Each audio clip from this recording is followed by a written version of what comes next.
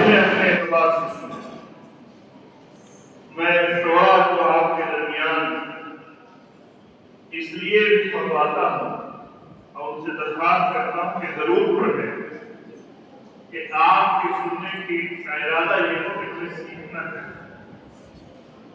بلکہ میں کل گزشتہ بھی ایک مجلس میں ایک طالب علم تھے, ایک استاد بھی تھے, تو میں نے ان سے کہا کہ بھائی جب شاعر پڑھے, بڑے شاعر, تو نہ صرف یہ کہ آپ ہم نے اکثر جو ہے وہ ان کی آواز پر پیدا ہوتا ہے کہ ماشاءاللہ کتنا اچھا پڑھا.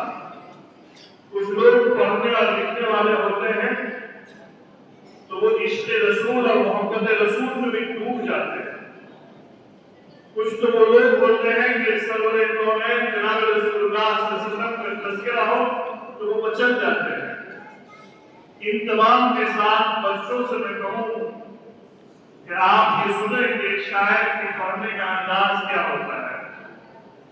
پہلا مصرع کس طرح سے پڑھا جاتا ہے, دوسرے مصرے کے پڑھنے کا کیا انداز ہوگا, اور پھر درمیان میں ایک بڑا مسئلہ ہوتا ہے کہ لوگوں کو جوڑ کر کے رکھنا, تو کس طرح سے جوڑا جائے گا یہ جملے بھی انسان کو سیکھنی چاہیے.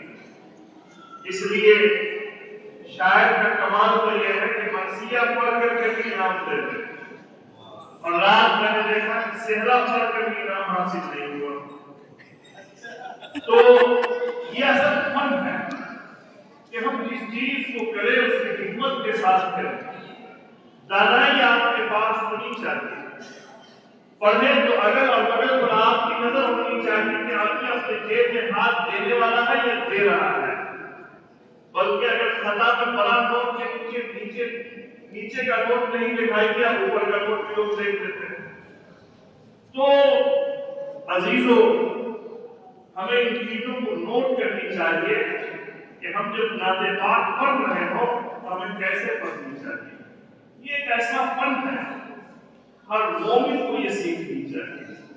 ہم سے پوچھیے کہ میں اس بات میں کتنا ناکارہ ہوں اور اپنے اوپر کتنا افسوس ہے کہ نظم میں نبی کریم صلی اللہ علیہ وسلم کی سیرت کو پڑھ لیتا ہوں, لیکن آپ نظم میں کیا کرتے.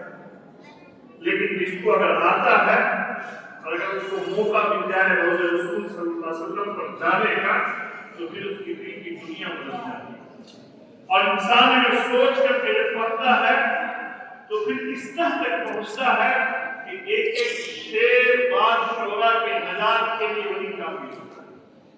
اس لیے آدمی کو اس فن میں بھی آزمائش کرنی چاہیے, اور یہ فن اس نیت سے سیکھنی چاہیے کہ جناب رسول اللہ صلی اللہ علیہ وسلم کی محبت اور شفاعت حاصل ہو جائے. اگر اللہ کے رسول کی شفاعت حاصل ہو جائے تو دنیا اور آخرت دونوں آپ کے لیے. اللہ تعالیٰ تمام اللہ کو خدا خیر عطا فرمائے. انہوں نے اپنا قیمتی وقت دیا. شاعر جب شعر پڑھتا ہے تو دوسرے شاعر کو بھی بچلتے ہیں. ہم طارق الدین صاحب سے کہہ رہے ہیں تو کہہ رہے ہیں کہ دعا کرتا ہوں. جی, میں اس موقع پر